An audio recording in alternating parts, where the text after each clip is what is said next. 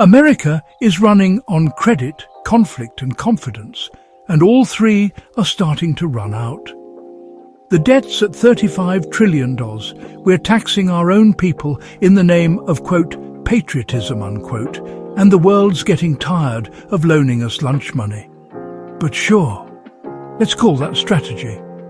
Today, we're breaking down what's really happening with America's economy, from tariffs and trillion-dollar borrowing to the slow unraveling of global trust, and what it means for you, your wallet, and your future security.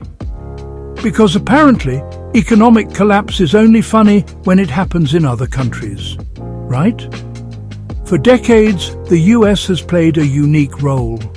It bought the world's goods with paper money, and the world politely lent that money back. Everyone pretended this game could last forever, until recently. Now, countries like China, Germany, and even Canada are saying no thanks to funding America's spending habit. The US isn't collapsing, but the warning lights are flashing. When the world stops buying your debt, your options shrink fast. The new strategy sounds simple. Punish other nations for selling to us, make them pay our bills, and call it America first. The problem?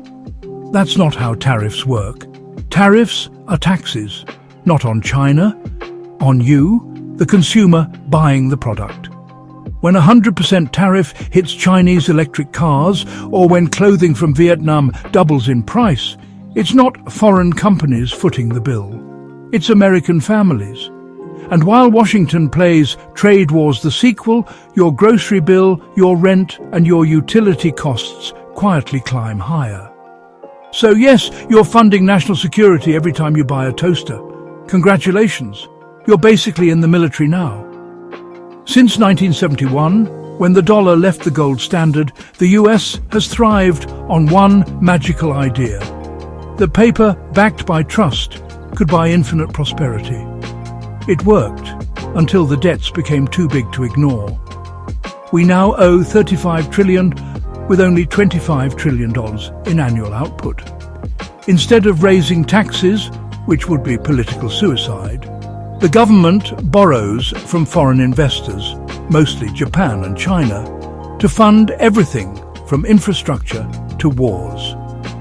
Here's the catch. When the interest on that debt hits $1 trillion a year, which it's about to, the money doesn't go to build schools or protect social security. It goes to our creditors. In other words, America has become the world's most indebted superpower. Foreign governments aren't sitting quietly. Canada is cutting U.S. tourism, the EU is imposing counter-tariffs, and China keeps matching our moves. Dollar for dollar. The irony? The more tariffs we add, the weaker our global relationships become, and the higher our domestic prices climb. Meanwhile, American corporations, the ones that moved production overseas decades ago to maximize profits, now point fingers at foreign competitors for doing exactly what they were designed to do: produce cheaply and efficiently. This isn't a foreign betrayal. It's a homegrown consequence of greed disguised as patriotism. Go ahead and like this video if you love paying more for the same stuff just to feel patriotic about it. Let's talk about the elephant in the debt ceiling. The US borrows to fund wars instead of raising taxes. Because, let's face it, no politician wants to tell voters the party's over. So we tax through the back door. Inflation, tariffs, and cuts to services. Cuts to the CDC make future pandemics worse. Cuts to the FDA make food less safe. Cuts to Medicaid push more families into poverty. This isn't fiscal discipline, it's triage, and the patient is the middle class. When global confidence drops, gold surges. In just 6 months, gold prices have skyrocketed as investors quietly hedge against a weaker dollar. Because when the world senses instability, Whether it's war, debt, or leadership uncertainty, people don't buy hope. They buy hard assets. You might not have a gold mine, but you can learn from the same behavior.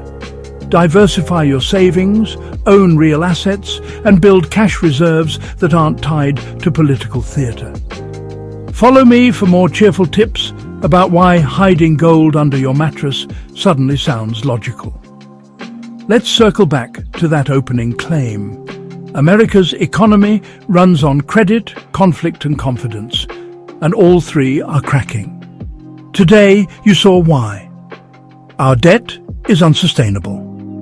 Tariffs are disguised taxes. And the global economy is quietly rebalancing without us. So what do? You get informed, you diversify, you prepare, not out of fear, but out of strategy. Financial literacy isn't about predicting collapse. It's about being ready no matter what comes next. Now tell me in the comments, do you think America can borrow its way out of this, or is it time to change the playbook? Thank you so much for watching. Check out our Money Tree and Me profile for more helpful financial literacy videos. Money Tree and Me, providing better security and ensuring better lives.